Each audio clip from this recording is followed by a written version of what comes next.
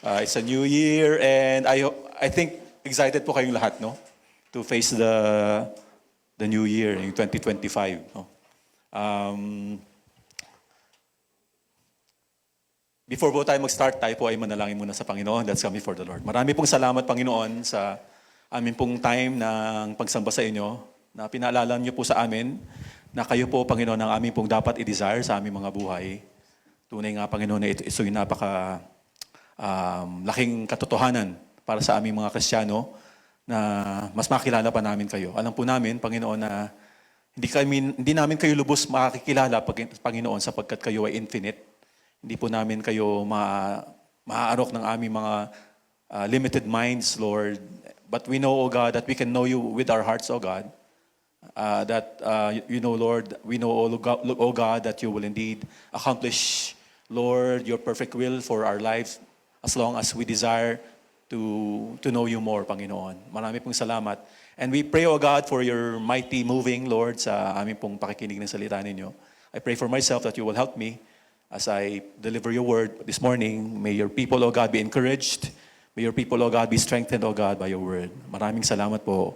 All glory and praises be unto you, Lord. In Jesus' name we pray. Amen.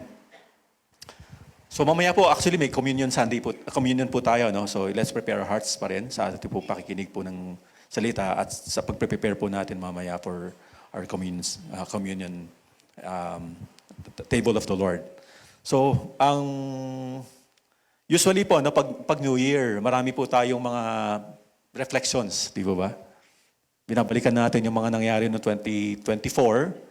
No, may mga hindi magaganda, may mga maraming magagandang nangyari, of course. Kung tayo po ay Kristiyano, alam po natin na kahit hindi maganda yung nangyari sa atin before, maganda pa rin siya. Because ang Diyos po ay may tinuturo po sa atin. Siguro for those who are in the corporate, no, yung mga career persons dito, it's another chapter of increased targets, di ba? Kung kayo nasa sales, 10% yan, yung increase nyo. At least 10%, no? Sa mga nasa production naman dito, siguro, mga 10% production, no? Mga gano'n, no? Malaging, hindi po siya, yung targets sa corporate, hindi siya lumiliit. Lumalaki siya parati. Taon-taon yun, ano? At yun po ang isang nakaka-pressure, actually, sa mga nagtatrabaho pa po dito, no? Siguro it's a time to introduce new methods in the company, no, our sistema sa company, no, that can either make your job easier or harder, no. Though the new year, if you look at it, kung titingnan natin po yung bagong taon, no, ano lang naman siya, di ba? Bago lang naman yung last digit sa 2020, di ba? Ginawa lang 5, no. Pero alam niyo po ba that it is a blessing, no? Yung mga pagdating ng mga New Year natin, it's a blessing for most of us. Because it's a time for us to start anew. No? Tayo ay makakapagsimula ng panibagong taon, no? At kung mayroon tayong mga nagawa before na hindi maganda, it's time to forget all those things or to learn from them and start anew. Ikukumit natin yung ating sarili sa Panginoon, ano? A new opportunity to do better. A new opportunity to be better, no? Than the previous year. And as for our age and purpose, yung ating mga edad, no?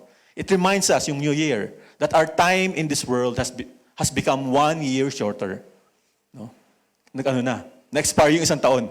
Okay? May panibagong taon na naman tayo. And siguro, ang dinidesire natin, Lord, make this New Year count. No? Maging, may gawin kayong magandang bagay sa aking buhay na magmamatter yung aking gagawin this year. No? For Christians, New Year is a time to pray for a more intimacy with Christ. Ito po yung ginawa natin sa Peniel. Siguro kahit hindi naman kayo nag-Peniel, no? Sa mga personal prayer time nyo, nag-pray kayo, Lord, I want to know you more. Gaya po nung song kanina, no? An abundance of His presence, righteousness in our lives, and a chance to serve God. Sino po dito yung may desire to serve the Lord this year, no? I've been a Christian for so many years. Nandiyan lang ako sa seat every Sunday, no? It's about time, I think, na tayo mag-serve sa Panginoon, no? So yun po yung pwede nating maging goal sa ating mga buhay, no? This year. A time to prepare to face uncertainties in our finances, di ba? Hindi natin alam actually kung anong mangyayari this year, no? Magkakaroon ba ako ng financial crisis o i-bless ako ng Panginoon financially? Hindi po natin alam, no? Yung health natin, hindi rin natin alam kung anong mangyayari sa atin. Uncertain yun, no? Even our relationships with our family o sino man ng na-encounter natin sa buhay natin, hindi natin alam yung mga mangyayari na yun. But we know that God is not going to leave us nor forsake us. He's going to be with us, whatever situation that we are in sa ating pong mga buhay. And kung ang goal po natin is to be spiritually mature this year, pag-pray nyo ito, at ito po ay sasagutin po ng ating Panginoon. In our passage this morning, God had given Joshua. Ang title po pala natin, Be Strong and Courageous. Sinango po natin to sa Joshua chapter 1. God has given Joshua a marching order. Pero yung marching order na ito, it's kakaiba. It was not a military strategy, but a command. Anong command na yun? To be strong and courageous. Him being assured of the promises of God, the Lord was instructing him kung paano, ano bang dapat nang gawin sa pagtungo nila ng mga Israelites sa promised land. Ano ba yung dapat matandaan ni Joshua? At may mga instructions po ang Panginoon na alam ko po applicable po sa ating lahat ngayon, sa ating pong buhay bilang mga Kristiyano. So our intention this morning is to draw valuable lessons on how we must face 2025 in this crucial moment in Joshua's life. We will see God's encouragement and instructions to Joshua when he and the people were about to enter the promised land that God has promised them. God promised Abraham a land and make his descendants a great nation where the Savior of the world, our Lord Jesus Christ, will come from. So, tignan po natin yung context nitong nito pong ating passage this morning. At di po ito yung main context main passage po natin, but this is the context of it. Nasabi po dito, now it came about after the death of Moses, the servant of the Lord, that the Lord spoke to Joshua, the son of Nun, Moses' servant, saying, Moses, my servant, is dead. Now, therefore, arise, cross this Jordan, you and all these people, to the land which I am giving to them, the sons of Israel. Every place on which the sole of your foot treads, I have given it to you, just as I spoke to Moses. From the wilderness and this Lebanon, even as far as the great river, the great Euphrates, all the land of the Hittites, as far as the great sea toward the setting of the sun, will be your territory. Ang ganda po nitong sinasabi po ng Panginoon dito. Sinasabi na, Joshua, kung saan ka pumunta na land, ibibigay ko sa iyo yun. Grabe po yung promise ng Panginoon. Siguro si Joshua, him seeing how God used Moses sa leadership ni Moses, siguro nangliliit siya, Kaya gano'n na lang siguro yung makikita nating instruction ng Panginoon sa kanya. Moses led the Israelites out of Egypt, kung matatandaan po natin ito, The Egyptians tried to pursue them, but Moses and the nation of Israel was able to pass through the Red Sea on dry ground, Natuyo yung dry ground nung sila ay nag-pass through the Red Sea. At alam niyo nangyari, nalubog o nalunod yung mga Egyptians who were pursuing them.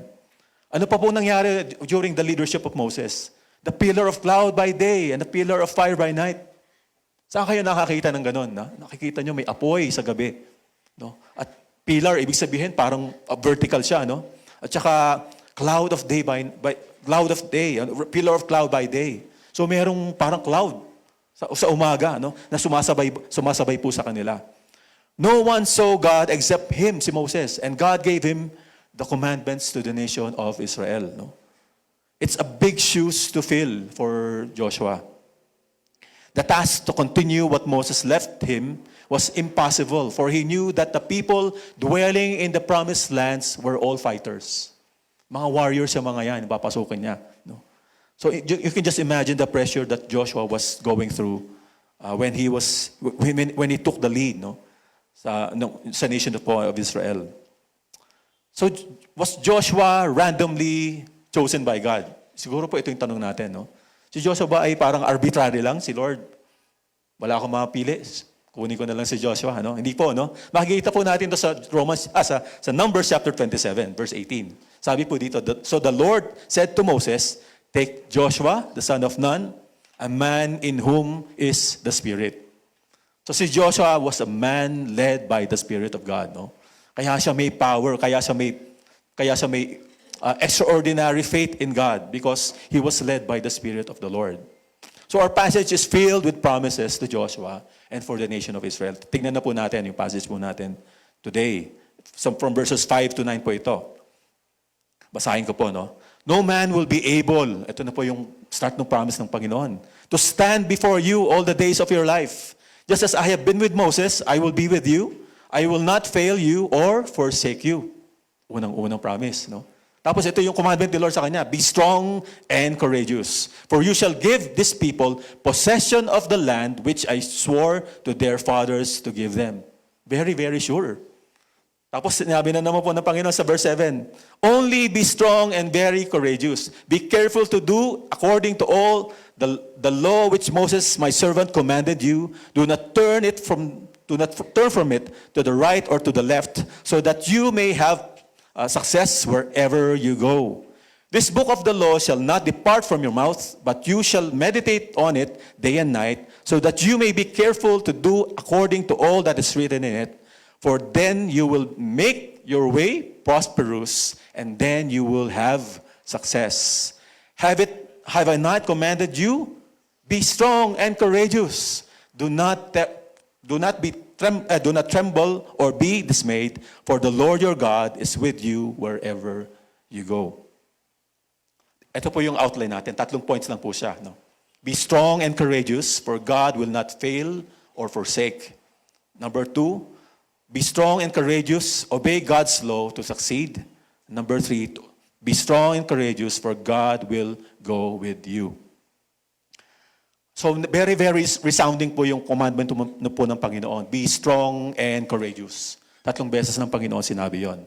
Why? Because God needs all the encouragement that He could get as He was about to lead God's people to war. May digmaan silang hinaharap. Di po ba? Sino bang hindi matatakot nun? Makikipagdigmaan ka doon sa mga taong nakatira doon sa land na yon. No? At sinabi ng Panginoon, you will be able to conquer them. Paano? Lord, paano ko gagawin yun? Diba? So tao lang siya, si Joshua. Christian life, mga kapatid, is a battle as well, hindi po ba? The moment we were born again into the kingdom of God, doon nagsimula yung war natin. No? Sino kalaban natin doon? Si devil. No? The devil, his lies, and his armies, who intends to keep us away from God so that we will not enjoy the abundant life we were meant to have dahil po sa ating Panginoon. No? Ang gusto ng devil, mag-backslide tayo. Mawala yung joy of the Lord natin. At yun po yung battle na ating kinakaharap every day of our lives nung naging Christian po tayo.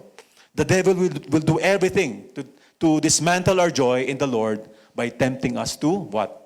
To sin against God.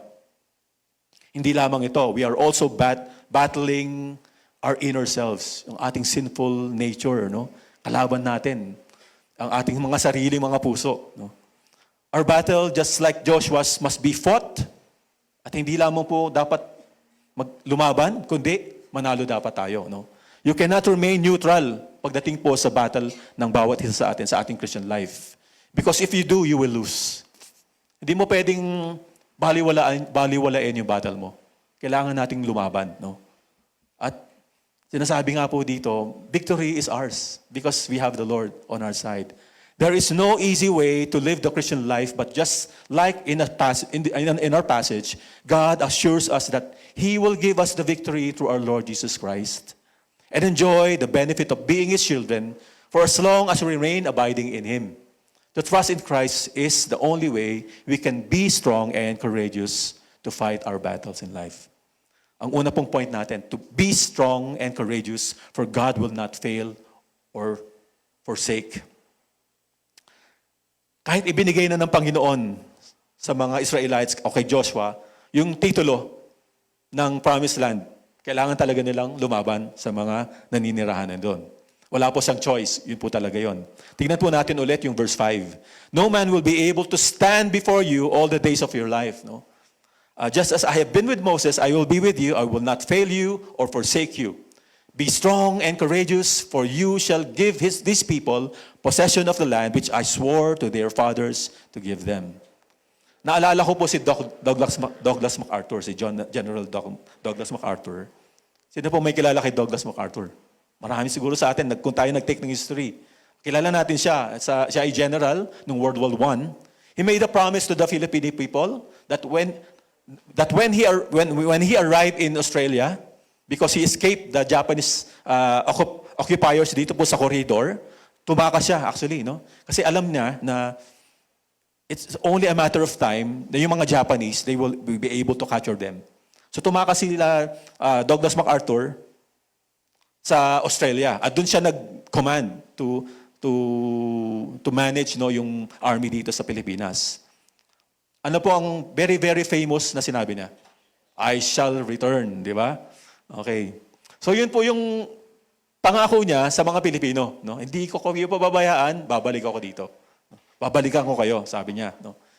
So yung aim po niya, while he was in Australia, yun po yun, yung purpose niya. Babalikan ko ang Pilipinas. I-rescue sila. No? He returned to the Philippines, true enough, no? At the island of Leyte. Ako po, nakadating na po ako doon sa island of Leyte. Nakita ko po yung statue nila doon. Ano? And he announced when he arrived at Leyte na, I have returned.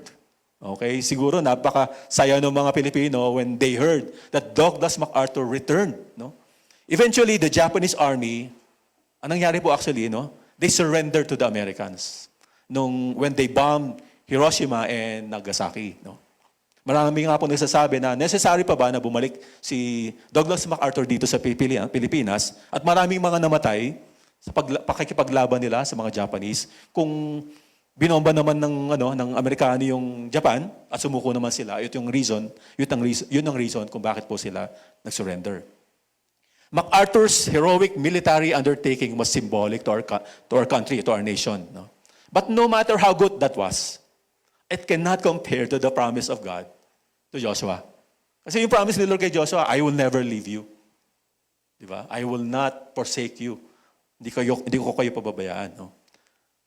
No man will be able to stand before you all the days of your life. Yung sabi ng Panginoon sa kanya. Ano po ibig sabihin nito? No one can defeat Joshua as long as he lives. Wala makakatalo sa kanya. Imagine niyo po yun, kung yun ang promise na yun ng Panginoon, walang makatatalo sa inyo hanggang mo nabubuhay ka. Hindi ka kaya tatapang nun? Tatapang ka siyempre, di ba? Yun ang pangako ng Diyos eh. Ang Diyos ang nagpangako sa kanya nun. Joshua fought 13 battles during his lifetime. And only one time was he defeated.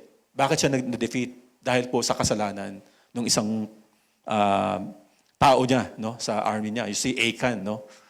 So nagkasala yung si Achan, kaya sila natalo. Pero eventually, they were able to win the war. No?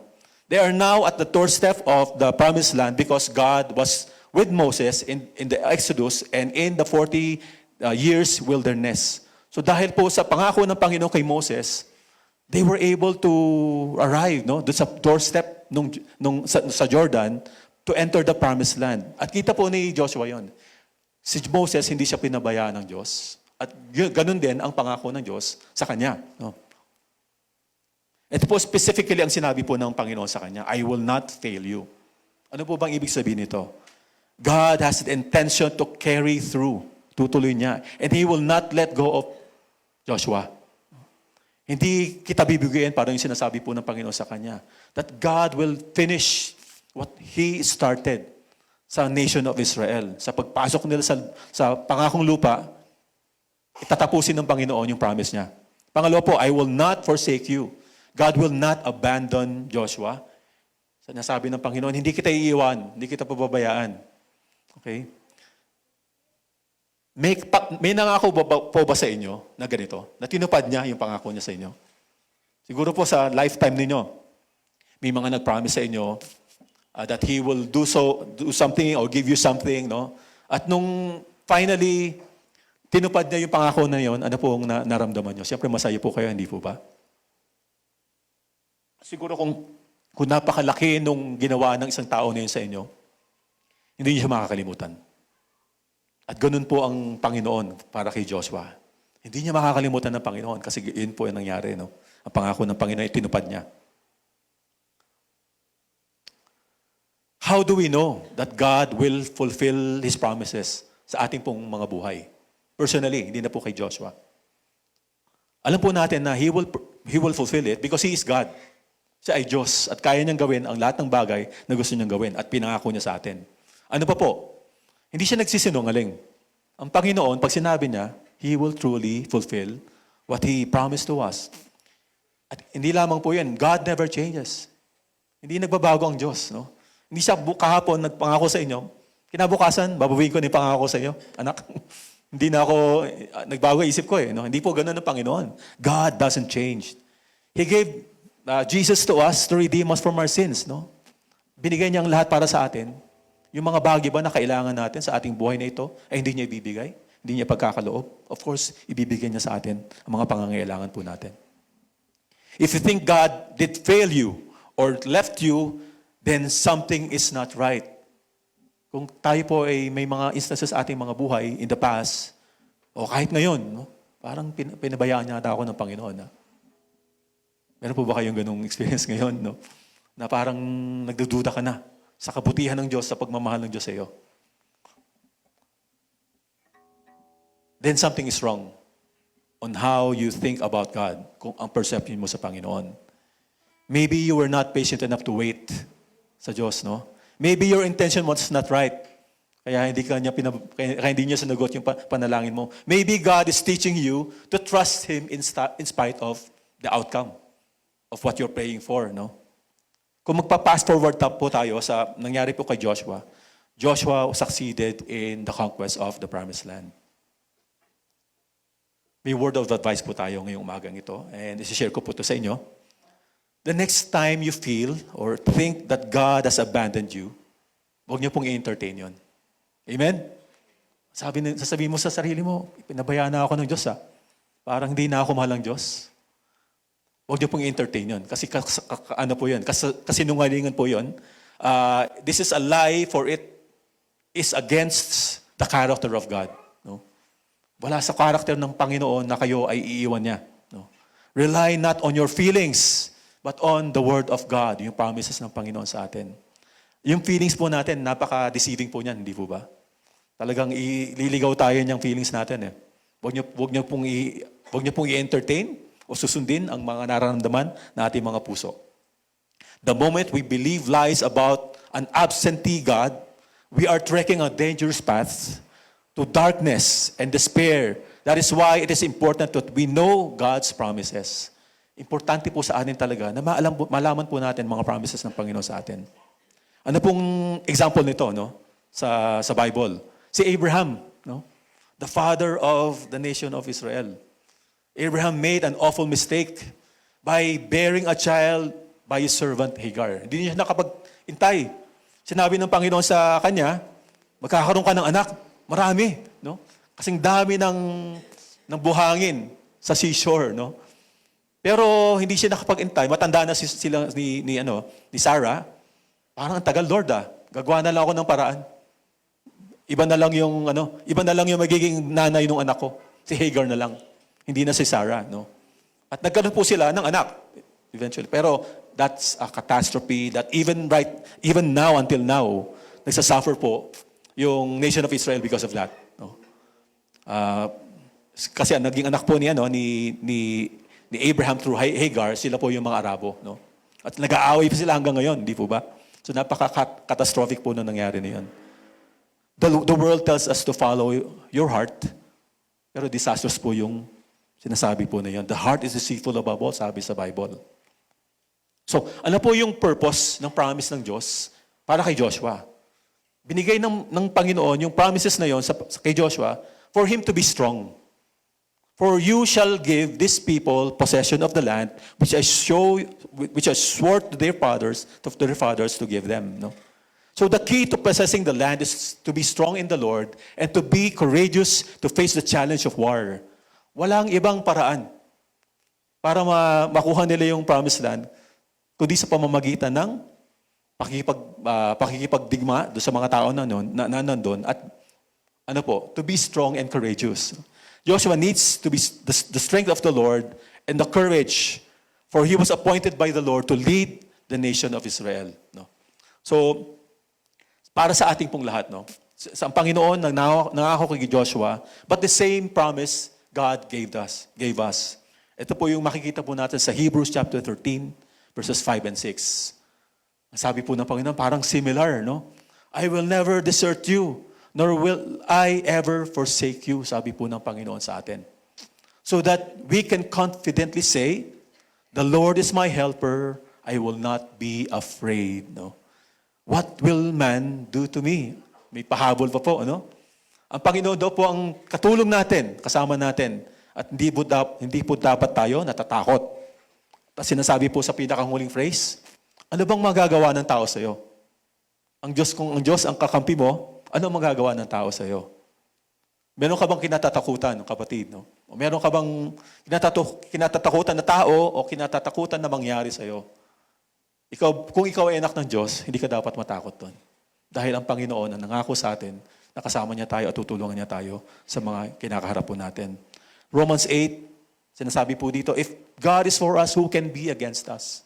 Kung Diyos ang kakampi mo, yung kalaban mo, they don't matter anymore. Because God is siya yung gumawa ng lahat ng bagay, is powerful.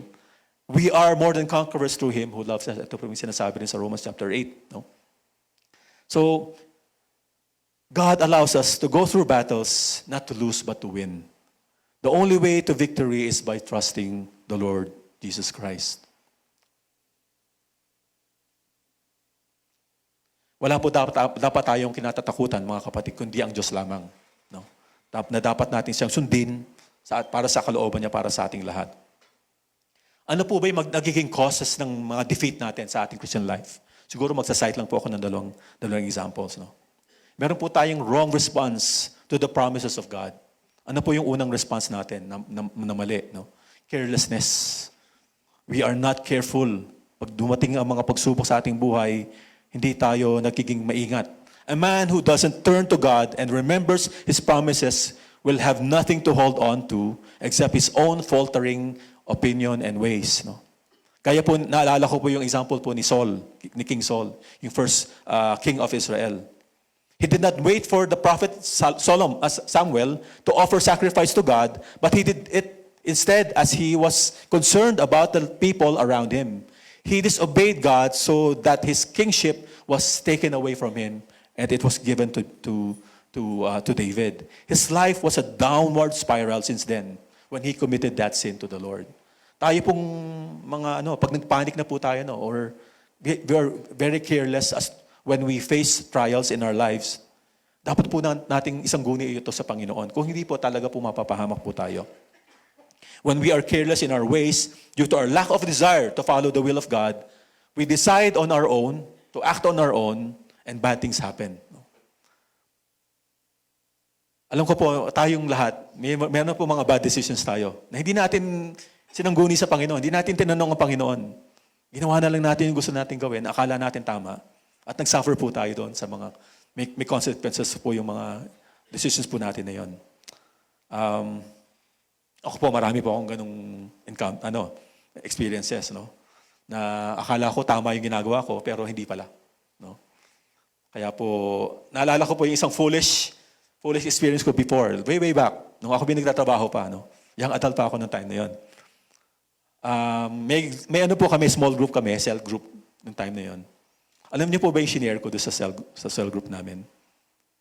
Hindi ko po matandaan yung exact na sinabi ko, no? Sinabi ko doon sa cell group, papasalamat ko kay Lord. Kasi inalaw niya ako hindi ako mag-tithe. Okay. Hindi ko pa alam kung ano yung pinagdadaanan ko po ng time na yun. No? Basta ganun na lang po. No? Hindi ako nag-tithe nung Sunday na yun.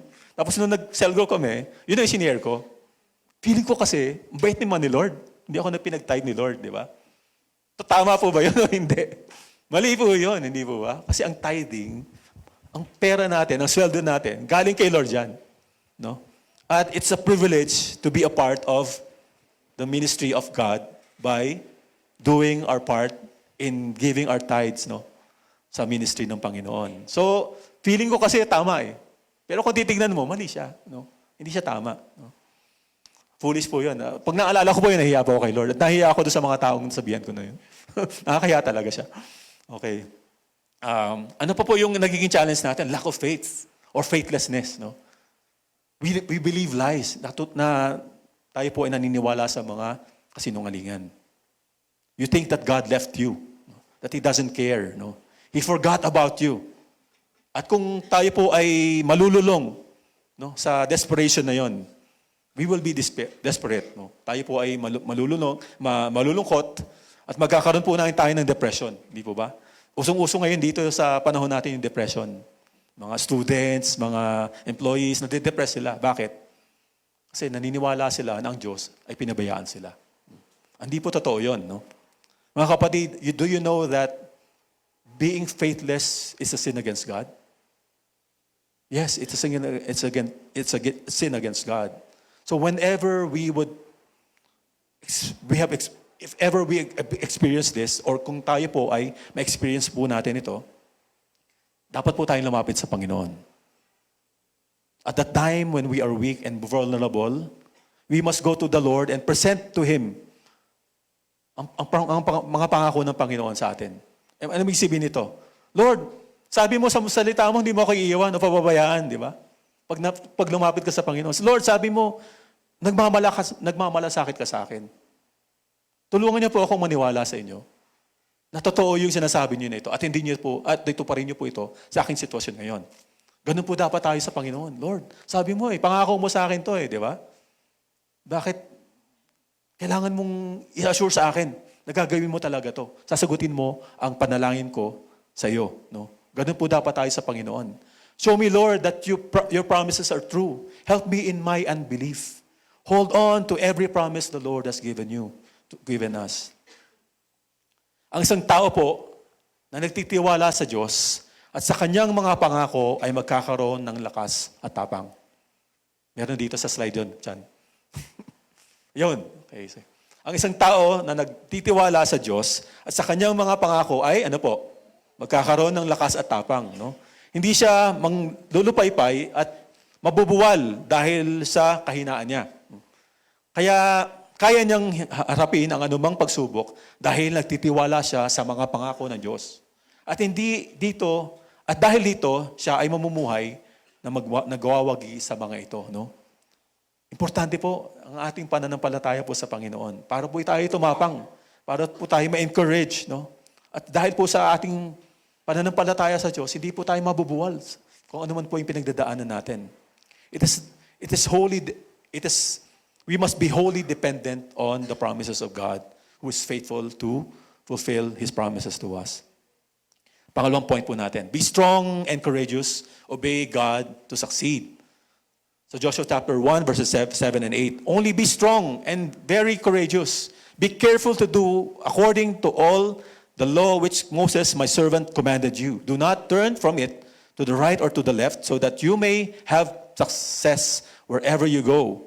This book of the law shall not depart from your mouth, but you shall meditate on it day and night, so that you may be careful to do according to all that is written in it. For then you will make your way prosperous, and then you will have success. Ito po yung pangalawang beses na sinabi po ng Panginoon, be strong and courageous. This time around, ang Panginoon, may binigay siyang specific commandment kay Joshua. Ano po yun? Yung pong sinasabi po dito na be careful to do according to all the law that Moses gave you, no? Ano po ibig sabihin ng be careful? Be careful means to guard himself in obeying the law of Moses. Siguraduhin mo sinasabi po ng Diyos. Siguraduhin mo na susundin mo ang salita, ang kautusan ko sa iyo, no? Na binigay ni Moses. Ano po ba yung kautusan? What is the law of Moses? Ano lang po tayo ng konti. Para malaman, ano ba yung sabihin itong law of Moses na ito? No? These are the commandments of the Lord found in the Torah. Ano ba yung Torah? The Pentateuch. Yung mga nag-IBI dito. Yung first 5 books of the Bible, yun po yung Pentateuch na tinatawag. Yung Torah. At kung ano mga commandments na binigay sa kanila, sa nation of Israel, yun po yung sinasabi dito, the law of Moses. So the law of Moses is often divided into three categories. Ano po yung unang-una? The moral law, kung saan po naandun yung Ten Commandments. Yung civil or judicial law.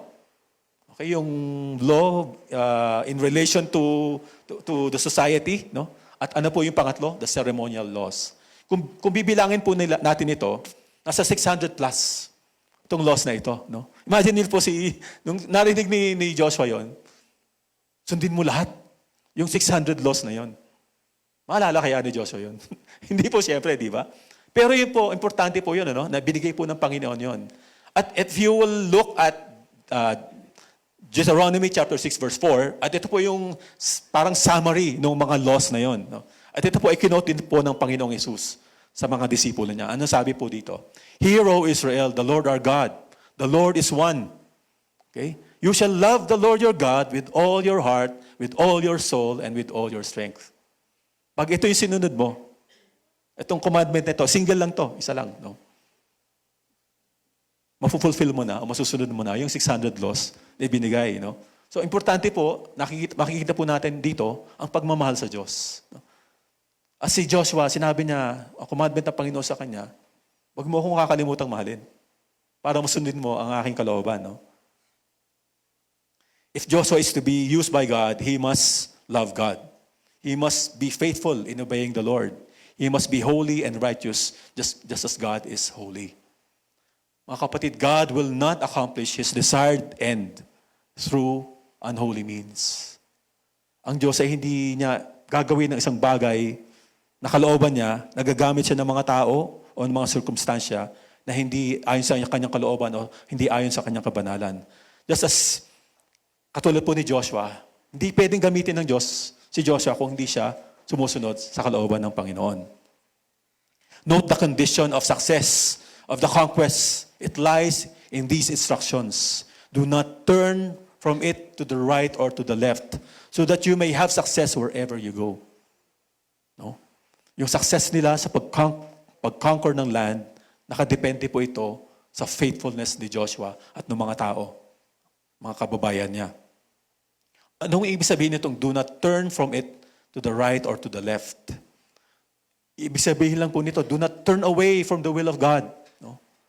It means that he is not to sin against God by turning away from His commandments.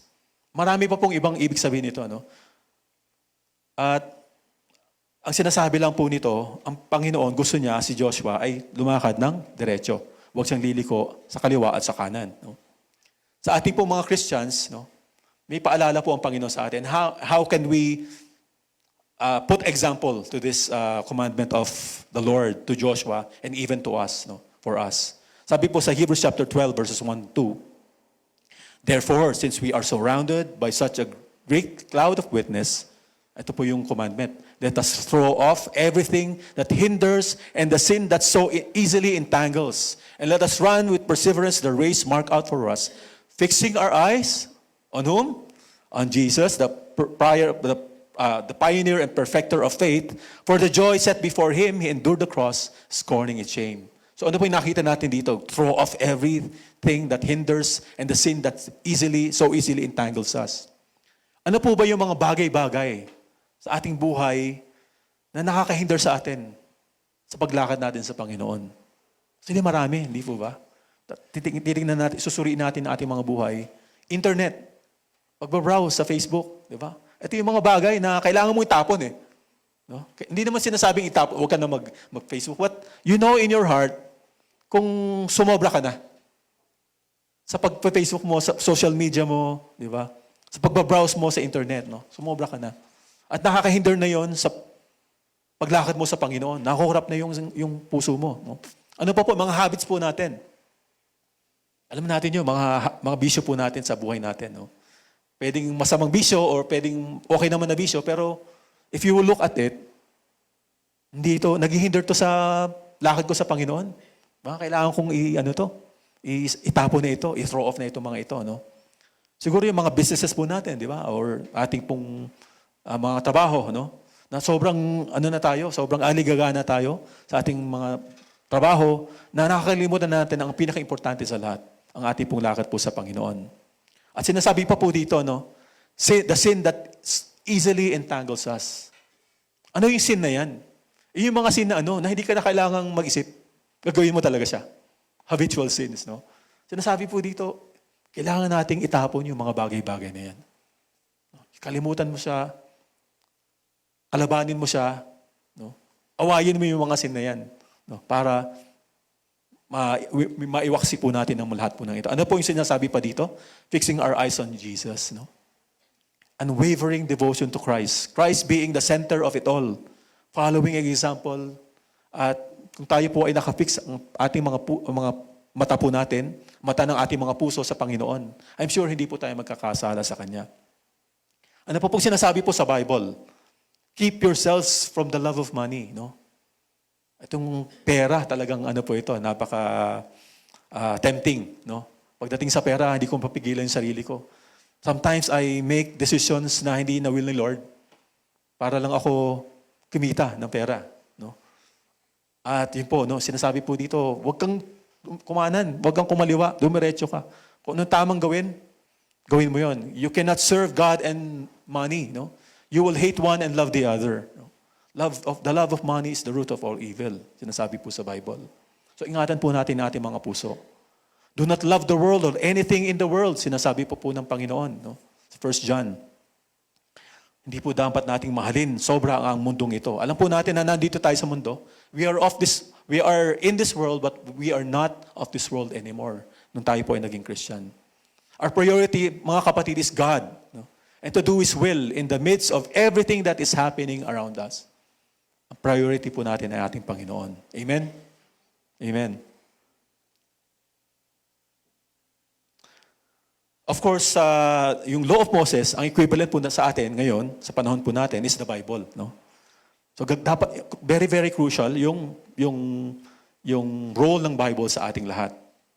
At kung balikan po natin yung verse 8, sinasabi po dito na hindi daw po dapat mag-depart from our mouth yung salita ng Diyos. No? In fact, dapat po nating i-meditate ito day and night. At dapat nating sundin ito very, very carefully. At magkakaroon po ng success at prosperity sa atin. No? Kung sinasabi po dito. Shall not depart from your mouth. Ano yung sabihin kaya ng Panginoon when He said it to Joshua? It means constant mention of the law. No? For Joshua to read the law aloud to the Israelites. So sa Deuteronomy chapter 31, sinasabi po dito na si Joshua, he should recite the law of God to the nation of Israel once every 7 years. No? Ganun po yung practices nila. At nakita ko rin po sa Deuteronomy chapter 6, no? How God commanded them. No? Ito po sinasabi po dito. No? These words which I am commanding you today shall be on your heart.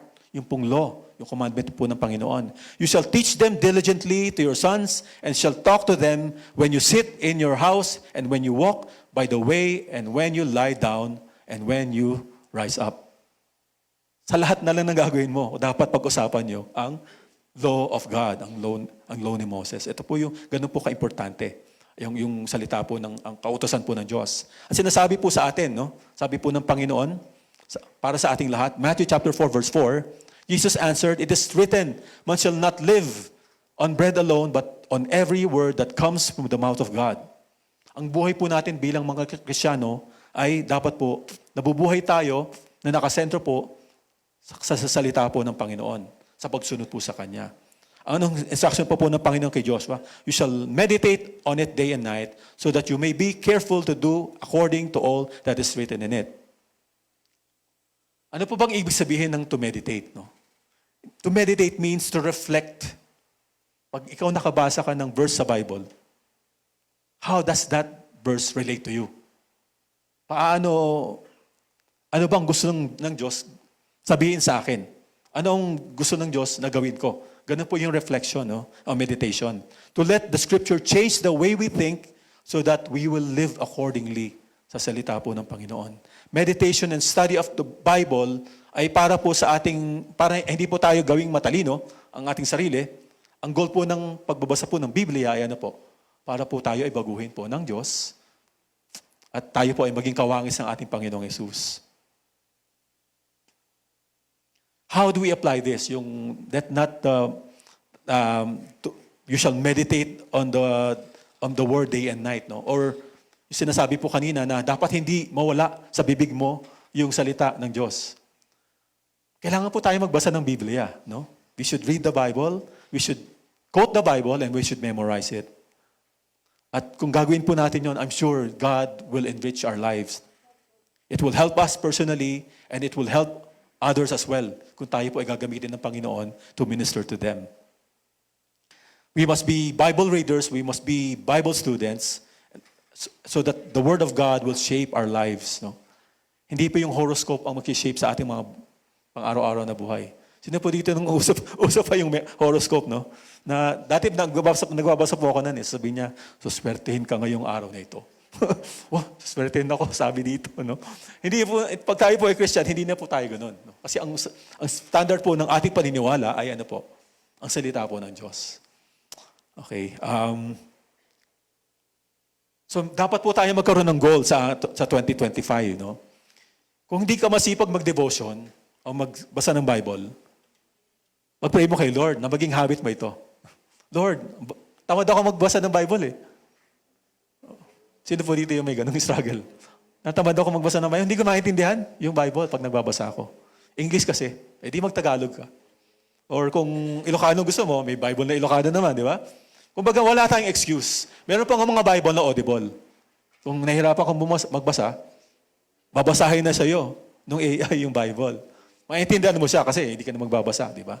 Wala na po tayong excuse para po hindi tayo makapagbasa ng Biblia at para po natin malaman ang kaulooban po ng Panginoon sa ating lahat. Ano po pong pwede natin gawin? Get a journal. Ano po yung journal? Book. Ay, yung notebook. Kung may sinabi sa'yo si Lord na verse, sulat mo. No? At kung anong tinuturo sa'yo ng Panginoon, sulat mo siya. Para hindi mo siya makalimutan. Na pag binalikan mo siya, siguro 1 month after o 5 months after, nakakatuwa naman to, ito pa ang sinabi ng Panginoon sa akin. And you will be encouraged by what you have encountered during that time. No? Ano po bang desired end ng Panginoon sa mga commandment ni Lord kay Joshua? So that he will not sin. No? So that, para sa ating pong mga Christians, so that we will not sin, so that we will be Christ-like. Ang nakakalungkot po sa ating mga Kristiyano, ito po, no? Meron po tayong, sometimes, tayo po ay nagkakaroon ng mga panahon na tayo po ay mahina at tayo po ay nakadi-discourage sa ating mga buhay na ito, no? Kung di po tayo nagme-meditate sa salita ng Diyos, talaga pong ito pong pupuntahan natin. Kaya napaka-importante po na tayo po ay nagbabasa ng salita ng Panginoon para malaman po natin mga promises niya sa ating lahat, no? At ito po ay isang tragic para sa isang Kristiyano. Pero sa isang Kristiyano na itinetreasure niya sa puso niya yung mga pangako ng Diyos, mga salita ng Diyos para sa kanya, mag-iilaw ang kanyang buhay. No? Magliliwanag ang kanyang buhay. Gusto niyo po ba magliwanag ang buhay ninyo? Kayo po ay mamuhay according to the Word of God. A man who obeys God's Word is blessed. No? Kaya po sinasabi po doon sa verse 8, dito, then you will make your way prosperous, and then you will have success. Ito po yung pangako ng Panginoon. Pag sumunod ka kay Lord, no, pagpapalain ng Panginoon, ikaw, at bibigyan ka ng success sa Panginoon. Success in our Christian life, and even siguro sa buhay natin. In a financial sense, tayo po ay pagpapalain din ng Panginoon kung tayo po ay sumusunod sa paglakad po sa Kanya. Ang tanong po natin, Lord, kaya ko bang gawin? Kaya ko bang sumunod sa iyo? Sa mga commandments mo na yan. Diba? Na hindi ako magkasala. No? Sundin ko ang mga kalooban mo para sa akin. No? Dito po natin makikita, sinasabi po ni Brother E.J. kanina, kahit po pagsunod natin sa Panginoon, ay biyaya ng Diyos sa ating lahat. No? Makikita po natin ito sa Titus chapter 2, verses 11 to 14. Marahil ang dilemma natin, Lord, ang hirap ng Christian life, impossible talaga siya. Impossible talaga siya, kapatid. At kung hindi ka tutulungan ng banal na Espiritu, hindi tayo makakasunod sa Panginoon. Ang ganda po nito, sabi po dito, for the grace of God has appeared, bringing salvation to all men, instructing us to deny ungodliness and worldly desires, and to live sensibly, righteously, and godly in the present age. No? So what is the grace of God? Ano po yung sinasabi dito? The grace of God appeared. Of course, this is no other than the Lord Jesus Christ. He came to the world to give us salvation, no? To bring salvation to man. At may dalawang principles po na sinasabi po dito. Nakuha ko po ito kay Jerry Bridges. What are the two principles of grace? Basically, dalawa po siya. Okay, the first is the forgiveness of our sins and the unconditional acceptance of our persons to the atoning work of Jesus Christ. Yung grace, nagdikta sa ating lahat. Pinatawad tayo sa ating mga kasalanan dahil sa biyaya ng Panginoon. At ito po yung pangalawa. Ito po yung connected sa atin pong pinag-uusapan ngayon. The second is the deliverance from the dominion of sin. Tayo itinanggal sa hawak, sa bitag ng kaaway, sa kasalanan. And the enabling power of the Holy Spirit in us through our union with Christ. Tayo po ay tinutulungan ng Banal na Espiritu ang kapangyarihan niya, ang kalakasan ng Banal na Espiritu upang masunod po natin ang kalooban ng Diyos para sa ating mga buhay. The gospel is not just about us sinners being saved by atoning work of Jesus Christ on the cross, but we have been saved. We who are been saved have the power to deny and say no to ungodliness and sin because of the Holy Spirit who's living in us. The gospel, mga kapatid, is a complete work of grace from the atonement to our sanctification. Niligtas tayo ng Diyos. Imposible maligtas, pero iniligtas tayo ng Diyos. Yung Christian life natin, imposible rin. Tutulungan din tayo ng Panginoon sa ating pong Christian life. Hindi po napakabait ng Panginoon sa ating lahat. That God will enable us to follow Him. God will enable us to follow His commands. No? Sabi po ni Adrian Rogers, ito po napakaganda po ng kinote niya. Notice Joshua chapter 1 verse 7. Now we have said that God gives the victory and there's nothing we can do to get that victory kasi ang Diyos ang bahala sa victory natin. God already gives it to us. Ibibigay ng Diyos yung victory sa atin. And yet, sabi ni Rogers, this verse tells us that we've got to be strong, we've got to be courageous, and we've got to be obedient. Panalo ka na. Bibigyan na ng Diyos yung victory sa iyo. Pero bakit sinasabi pa ng commandment na ito na dapat kang maging courageous, dapat kang maging strong, at dapat kang maging obedient kay Lord, no? Personally, mga kapatid, siguro kung makikita po natin ito, no? Sasabihin mo, hindi ako yan Brother M. Yung malakas. Hindi ako yung matapang Pasaway nga ako Pasaway ako sa Diyos, hindi ko siya sinusunod, no? At kung titignan ko, hindi ko kayang maging righteous and holy before God. Hindi ko kayang sundin ang inuutos ng Panginoon sa akin. Mga kapatid, Joshua is just like us. Hindi naman siya naiba sa atin di ba? He is just flesh and blood as well. In fact, si Paul mismo, sinasabi niya, hindi ko magawa yung gusto kong gawin. Ang ginagawa ko yung ayaw kong gawin. Sabi po ni Paul yun, no? Marahil tayo po gano'n, may struggle tayo gano'n, di ba? Lord, gusto kong gawin to Gusto kong sumunod sa inyo, pero bakit hindi ko siya magawa? No? Yun po yun, Yun pong struggle. Tayo pong mga Christians, gano'n po tayo, no? Tapos sabi pa ni Paul, ang saklap naman na kinalalagyan ko, sabi po niya, "O wretched man that I am, who will deliver me from this body of death?" Sabi ni Paul sa verse 25, sa chapter 7 ng Romans, "I thank God through Jesus Christ our Lord." He also said sa ibang letter niya, "I am who I am because of the grace of God." So makikita po natin dito, hindi natin kaya mga kapatid, At kung titingnan natin, it is only by the grace of God that we can win the battle and obey Him. Sabi po ni Rogers ulit, everything God demands of us, God supplies for you. Kung anong kailangan mo para sumunod ka sa Panginoon, ibibigay niya sa ating lahat. Every command is a promise. Even every command of God behind every command of God is the omnipotent power of God to carry out that commandment. Ang saya po ng Christian life, di ba? Di po ba? Kung titingnan natin, grabe ang Panginoon. Yung salvation niya, binigay niya sa atin. Yung pagsunod natin para sa Kanya, ay binigay niya rin sa atin. God wants us not to be strong on our own, but to be strong in Him. So that all the glory will go to Him. No? Our courage and strength comes from Him. Weak as we are, we can choose. We can only choose to be strong. We can only choose to be encouraged. We can only choose to be bold and obedient. But it is God who is going to give us the strength, the power to do this. Amen? Amen. The very reason God will not fail or forsake us is because He is the one who will make our obedience possible. This is the reason why, mga kapatid, sinasabi po sa 1 John chapter 5 verse 2 to 4, For this is the love of God, that we keep His commandments. And these commandments are not burdensome. Naalala niyo po ba itong na to? Hindi daw po burdensome ang sumunod sa Diyos. Bakit kaya hindi burdensome? Because ang Panginoon, kumikilos sa ating mga puso para tayo makasunod sa Kanya. Pero ito po yung sinasabi dito, for everyone who has been born of God overcomes the world, and this is the victory that has overcome the world, our faith in the Lord. No?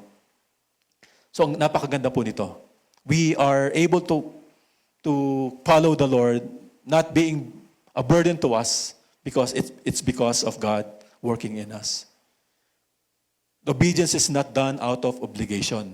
We obey the Lord out of love for Him. It is not burdensome to obey. Sinasabi po sa Philippians chapter 2 verse 13, For it is God who is at work in you, in us, both to will and to work for His good pleasure. Ano po ba yung good pleasure na yun? Ating itong sundin, ang kalooban po ng Panginoon sa ating mga buhay. So kita po natin dito, we are not the author of our obedience. Ang Diyos ang author ng obedience po natin. Punta na po tayo sa pangatlong point po natin. Be strong and courageous, for God will go with you.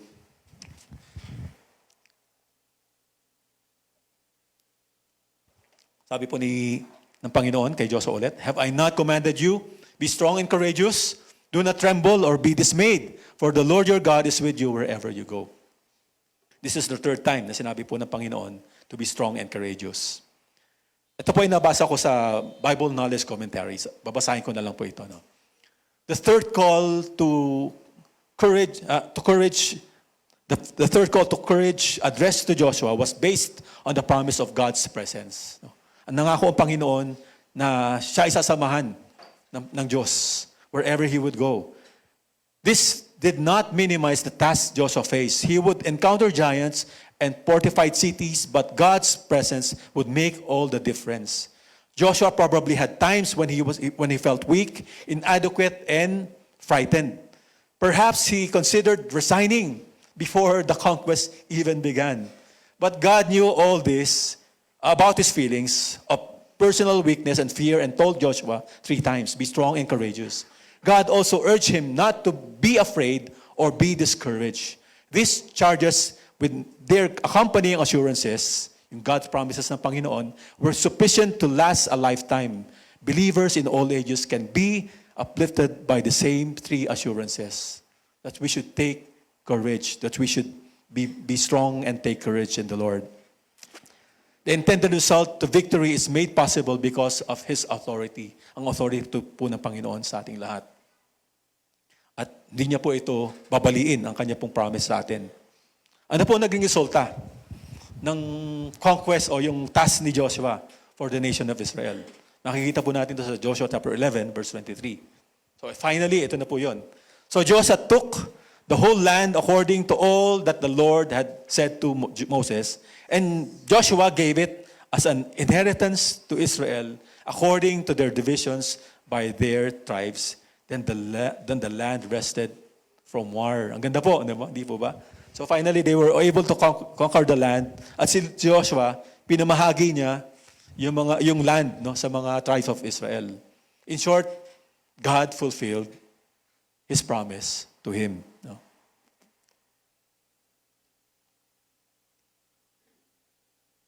Mga kapatid, the real deal in life as a Christian is to follow God. No? To live as a children of God and to be seen by the world that we are different because we love God, our Father, and Jesus Christ, our Savior. Ang unang-una pong pinakang importanteng dapat gawin o mission ng isang Kristiyano ay sundin po ang Panginoon. At wala na pong iba na mas importante pa doon. Meron po akong babanggitin dito na isang very, very tragic na trend ngayon sa panahon natin. Ito po yung FOMO. Nabanggit na po ito last week. You will not have FOMO. You will not have the fear of missing out if you are in the Lord. If you are in the Lord's presence. If you are being helped by God. If you are a child of God who is saved, dapat hindi ka na nag-FOMO. Bakit? Hindi ikaw yung nakakamiss. You're not missing out anything. No? It's your friends na tinitignan mo na gusto mong sundin na hindi Christian, sila yung missing out kasi hindi sila Christian. No? Imagine niyo po yun. We are being pressured by this world to comply, to be like this world. Pero hindi po tayo po ang binas ng Panginoon. And we should not feel sorry, that yung mga friends natin na hindi Kristiyano, nasa bar sila, nag-inuman sila doon, happy-happy sila. Nasa bahay ka lang, nakita mo yung picture nila, Facebook, so what? Diba? It doesn't mean anything to me. Kung ikaw Christian, dapat ganun ka. No? Sinasabi po sa Colossians chapter 3, verse 2, set your minds on things above, not on the things on this earth. No? For you have died with Christ and your life is hidden with Him. Very, very unfortunate, mga kapatid, na ang mga taong gusto nating sundan, o we're trying to please, ay makaka-epekto sa ating pong Christian life. No? Tayo ilalayo sa Panginoon. Hindi po dapat natin inaalaw sa ating mga sarili ang mga bagay-bagay na ito. Remember ulit yung Hebrews chapter 13. So that we confidently say, ano po sabi dito? The Lord is my helper, I will not be afraid. What can man do to me? So what? Kung hindi ako pansinin ng mga friends ko na yan. Kung i-ghost nila ako. So what? What can man do to me? So, sige, iwan nila ako, hindi nila ako friend. Ang friend naman ko, ang kasama ko naman ang Panginoon. Ang kasama ko naman ang Panginoong Jesus. At hindi niya ako pababayaan o iiwan man. No? So napaka-blessed po natin. So ano pong goal natin this year? No? May it be to prioritize our relationship with the Lord and obey Him. Obey Christ. No? It is a tragic thing for a believer to face this year without not having anything that would relate his walk in the Lord. No? Dapat po meron tayong goal para sa ating pong relationship po sa ating Panginoon. I pray that our goal this year is to be strong in the Lord and to be courageous in Him. Fear must be met by faith and trust in God. Kung tayo ay may mga kinatatakutan sa ating mga buhay ngayong taon na ito, dapat po natin yung salubungin ng pananampalataya at pagtitiwala po sa Panginoon. Kung sa-summarize po natin itong passage po natin, God gave us His promises. Ang daming mga pangako ng Panginoon sa atin. At kung may pangako ang Panginoon sa atin, of course, dapat tayong magtiwala sa Panginoon. We believe His promises. And by faith, we are strengthened and encouraged by those promises. Spiritually man to, emotionally man, physical man. No? Masi-strengthen tayo, magiging courageous tayo.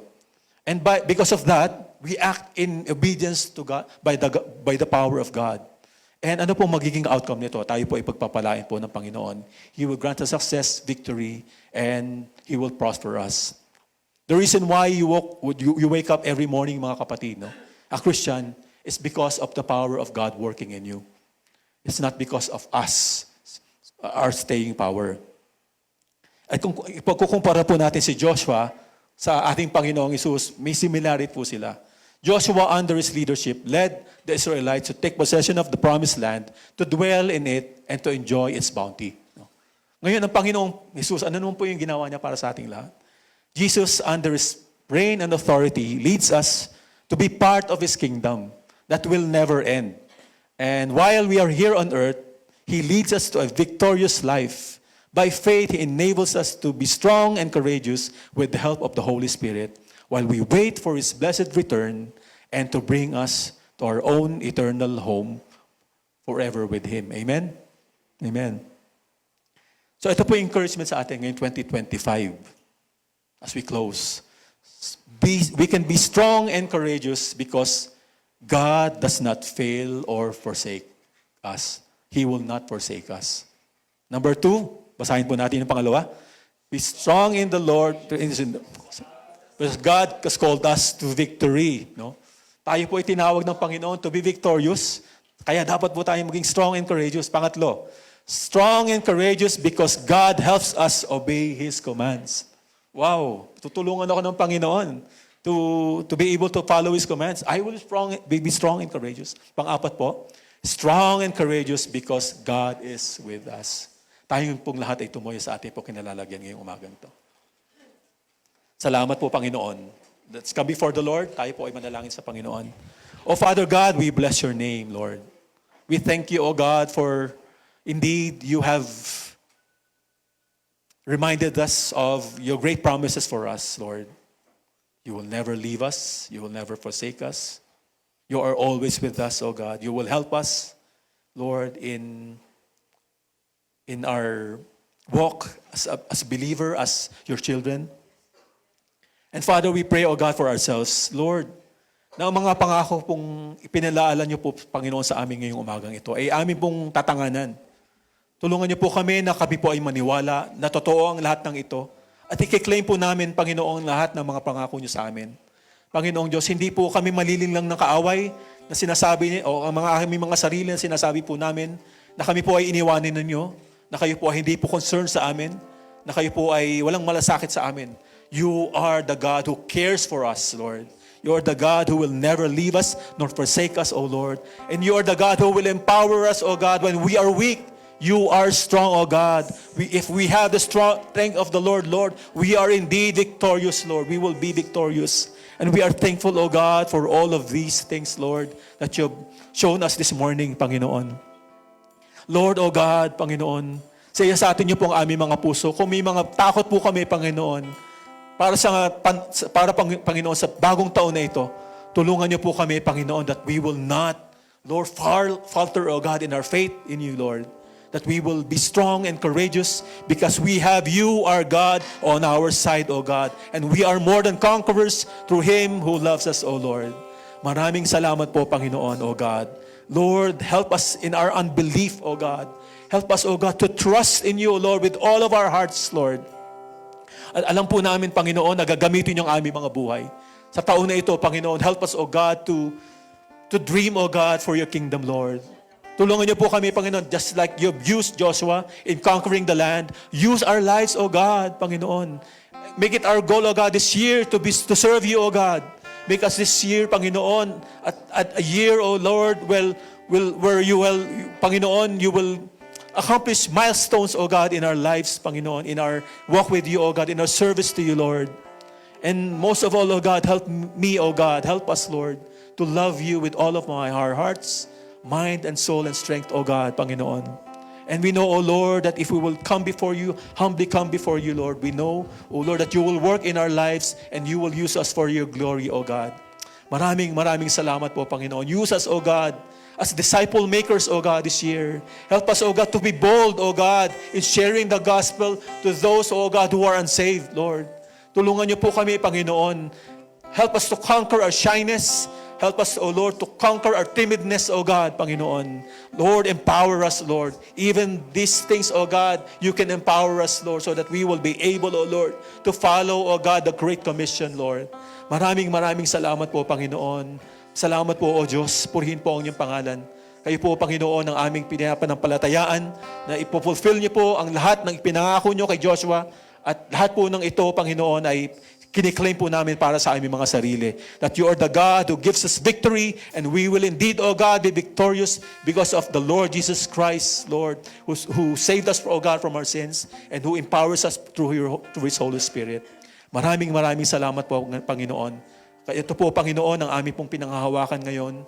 At alam po namin, ng taong ito, Panginoon, ay magiging iba kaysa sa mga nakalipas, Panginoon.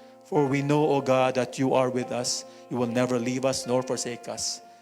Thank you, O God. We bless you. We glorify you, Lord. Panginoon, kayo po ang aming pinupuri at pinasasalamatan, Panginoon, na may pagsamba at pagmamahal sa inyo, Panginoon. Ito po ang aming dinadalangin sa pangalan po ng aming Panginoong Hesus. Amen. Amen. Praise you, Lord. Salamat po, Panginoon. Purihin po ang inyong pangalan.